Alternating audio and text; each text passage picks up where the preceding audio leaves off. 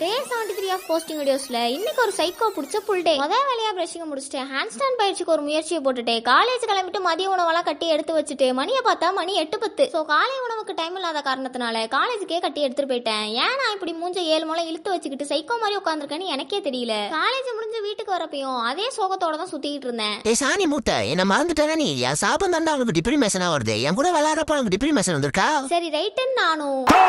Finishes off in style. India lift the World Cup after 28 years. ஏமா உனக்கே இதெல்லாம் கொஞ்சம் ஓவரா இல்லையாமா அப்படின்னு என்னையே நானே கேட்டுக்கிட்டு எப்படியோ ஒரு கொட்டுக்கு பிரெட்டை சாப்பிட்டுட்டேன். அப்புறம் நான் போடுற வீடியோஸ்லாம் உங்களுக்கு பிடிச்சிருந்துச்சுன்னா அந்த லைக், ஃபாலோ, ஷேர், கமெண்ட் எல்லாத்தையும் தட்டி விட்டு போயிடுங்க. நேத்தி 1 lakh ஃப்ரெண்ட்லி ஒர்க் டெஸ்ட் பண்ணி அனலைஸ் பண்ணதெல்லாம் வீணா போகல. மனசுக்குள்ளார ரெட்ராக்ஷன் ஓதிக்கிட்டே இருந்தேன். நல்லாவே ஹோல்ட் ஆச்சு. வர வர என்னோட மசில் ரெக்கவரி ரொம்பவே ஸ்லோவா இருக்கு. காலேஜ் போயிட்டு நல்லா ப்ரோட்டீன் ரிச்சான ஃபுட்ஸை சாப்பிட முடியல. பட்ஜெட்டும் பெருசா இல்ல. அதுவும் நான் ஒரு பொண்ணு, நமக்கு இந்த டெஸ்டாஸ்டரோன்லாம் சுத்தமா கிடையாது. என்னதான் ஸ்ட்ரெச்சஸ் கண்டிஷனிங் ஒர்க்குன்னு எல்லாத்தையும் பக்காவா பண்ணாலும் கம்ப்ளீட்டா ரெக்கவர் ஆகிறதுக்கு 48 ஹவர்ஸ்க்கு மேல ஆகுது. இதை ஏன் நான் இப்ப சொல்றேன்னா, காலையில எனக்கு பயங்கரமான மசில் சோர்னஸ், பயங்கரமான உடல் வலி. அதனாலதான் மூஞ்சி அப்படி வச்சுட்டு சுத்தினேன். அதை இப்பதான் கண்டுபிடிச்சேன். அப்புறம் மீன் எண்ணெயை போட்டு நாளை முடிச்சுக்கிட்டேன். நிலைத்தன்மையோட இருங்க. நாளைக்கு பார்க்கலாம்.